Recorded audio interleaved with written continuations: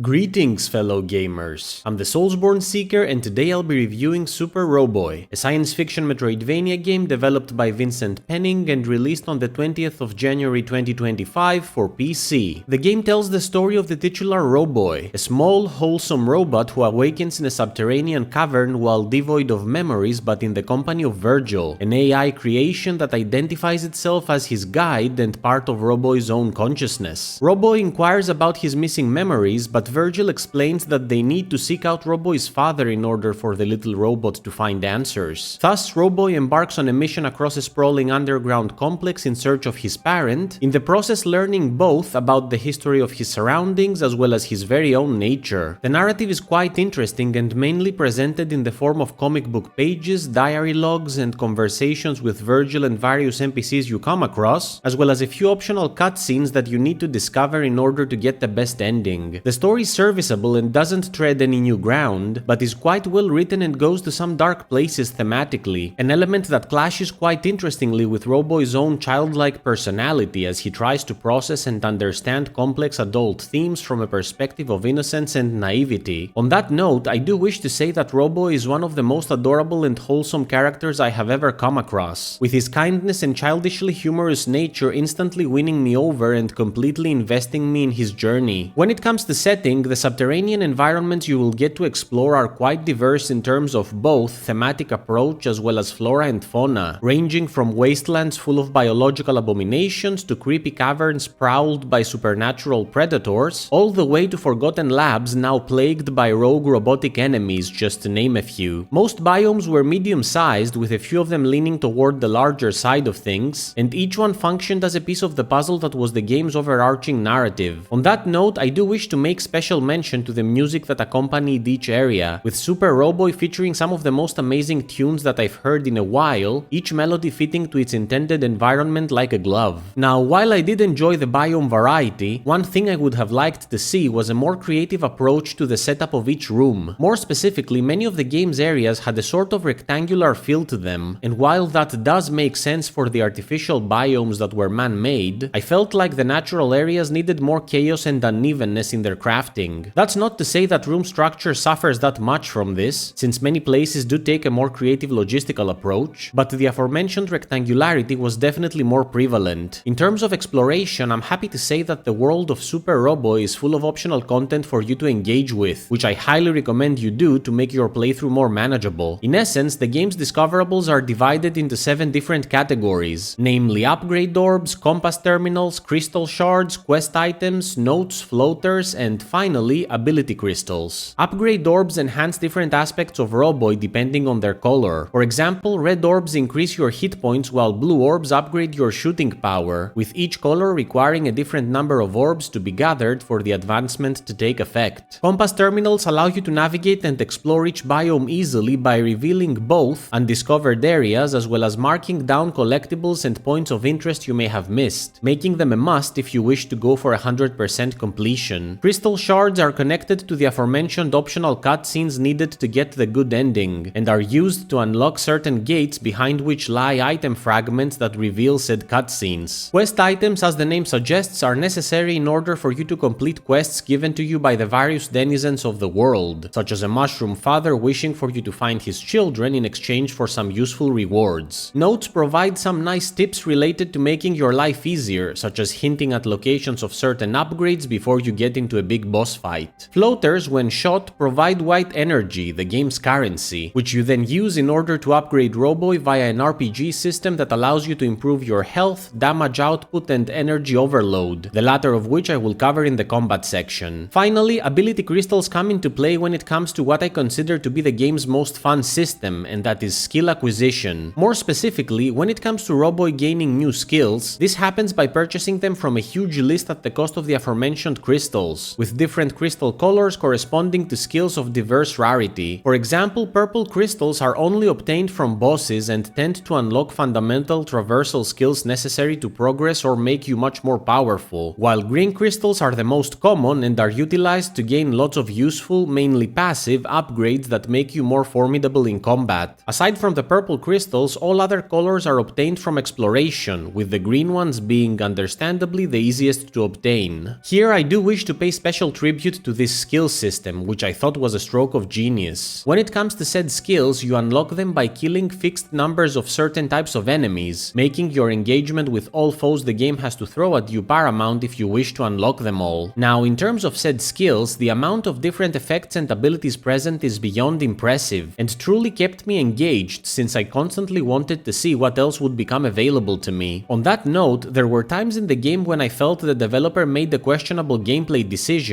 only for me to find out that I first had to unlock a skill to get what I thought had been omitted. For example, the game only saves at certain terminals you find, which also heal you, but doesn't autosave, meaning that if you have obtained some collectibles and die before you get to a terminal, of which there are many, you need to get the collectibles again. I eventually discovered that there is a skill you can unlock which allows you to keep your progress even if you died before saving. The same happened when I was trying to find all the floaters on the map, but realized that the compasses didn't reveal them, and just as I was about to sink into frustration, I found a skill that revealed those as well. Overall, there are some truly fun skills to be had, especially when it comes to combat and traversal, such as infinite air jump and eternal dash later on, with you eventually becoming a hectic force of destruction if you choose your progression wisely. I understand that parts of this system may not vibe with some players, since some of the perks you need to purchase are considered standard fare in other Metroidvania games, but I thought it introduced an added challenge into the mix in an enjoyable way. Staying a bit on exploration, the game features a very handy fast travel system in the form of warp terminals that allow you to teleport from one biome to another in the blink of an eye. On top of that, there's also a skill you can unlock which allows you to use every save point as a warp terminal, thus completely opening up your map traversal. If there's one sour aspect to mention here, it's that the game's manual marking system is counterintuitive when it comes to the map overview. More specifically, while placing a marker on the map is easy, removing one requires the pressing of 3 buttons, one to zoom in, one to select the marker, and one to remove it. It also doesn't help that marker accuracy is questionable, since it doesn't appear exactly where you aim, but a bit above the cursor. That being said, I eventually realized that the game's automatic marking system was more than enough for my exploration, and I didn't really have to use the manual markers aside from a few times for some specific places I wanted to remember that weren't related to collectibles, so the damage here was minimal. Closing the exploratory segment, I'd like to say that I was happy to discover that Super Roboy has its fair share of non-linear exploration and allows you to approach discovery on your own terms to a good extent after a point, which was a huge plus and made progression interestingly unpredictable. On to platforming, Super Roboy does offer several acrobatic challenges, mostly optional ones for you to collect useful items and upgrades. They were by no means insanely hard, but did require some precision and good timing to complete, and overall were a very welcome addition to the game. Here I'd like to add that there are also some puzzle-based challenges which you will need to solve in order to collect everything, some of which do require a bit of platforming, though a good number of them constitute logical conundrums which, for the most part, I found enjoyable. Moving on to combat, Super Roboy takes a simple yet incredibly fun approach to it that works wonders for momentum. Your main mode of attack is a ranged shot from your hand blaster, which allows you to destroy foes from a distance. That being said, your ranged attack has much more going for it than just aiming and shooting. First and foremost, the speed of your blasts is connected to the speed with which you press the attack button, with faster mashing resulting in demonic momentum. There's also a skill that allows you to just keep the button pressed and shoot rapidly, which you eventually find, making the process more seamless. Now, attacking an enemy doesn't just cause damage, but also fills a cyclical meter which, once full, allows you to activate it and blast your foe with a variety of different damage effects, depending on what type of bullet you have equipped. On that note, you will get to find a total of 5 different types of blaster ammo, such as fire, electricity, and bio attacks, each one applying different types of side effects to your enemies, like poison, burning, and stunning, bringing even more tactics into battle when paired with the fact that certain opponents are weak against certain elements. Ranged is not the only mode of attack, since you also have certain melee attacks like a double punch and razor roll, though it is doubtful you will choose to use those in combat unless absolutely necessary. Fighting was a blast when it came to my experience with Super Roboy, and made even more fun with the various skill upgrades I got, which eventually made me a force to be reckoned with. That being said, as strong as I got to be, there were still certain adversaries that reminded me to stay humble by beating me to a pulp, and those were none other than the bosses. Boss-wise, I am beyond elated to report that the majority of big bads I got to face here were dementedly fun, offering a healthy degree of challenge without ever feeling unfair. Each villain was interestingly designed, with attack patterns that ranged from decent to fully testing your reflexes and keeping you on your toes and moving if you wanted to stay alive. With the exception of the first boss, which I found to be incredibly easy, each subsequent foe upped their game considerably, with a few of them requiring multiple attempts from me in order to be taken down. There was a great number of bosses to beat here, with many being optional, something which truly added to your sense of discovery as you traveled across the map.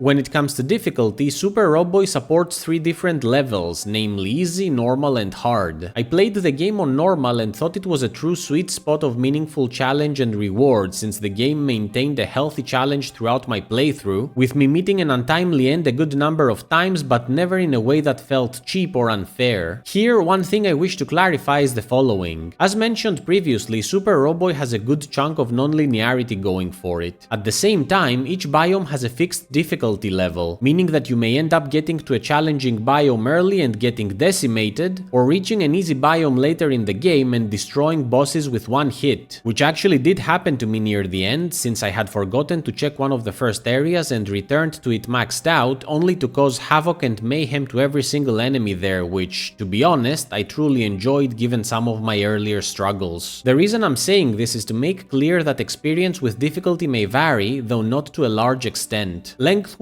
it took me 10 hours and 13 minutes to finish the game while getting the good ending and achieving a 100% completion rate. For a price of about $15, Super Roboy more than justifies its price of admission on the basis of the entertainment factor it provides. In conclusion, I truly loved my time with Super Roboy. I thought the story was straightforward but effective, I adored the protagonist, I was hooked by the exploratory aspect, I thought the skill acquisition system was wonderful, I had a blast with combat and thoroughly enjoyed my clashes against the game's bosses. Placing and removing manual markers on the map could have been more efficient, and I would have loved a more creative approach in terms of the logistical setup of certain biomes, but these were just minor gripes in an otherwise impressive adventure. It's hard to argue with the amount of heart and care that has been poured into Super Roboy, which I consider a true Metroidvania gem and a title deserving of a position in your game library. My final verdict on Super Roboy is 8.6 out of 10. What did you think about Super Roboy? Have you played it yet? Do you agree with the points I mentioned, or do you see things differently? Let me know in the comments below, and please subscribe if you enjoyed this video. As always, thank you so much for watching. Until next time, Soulsborne Seeker out!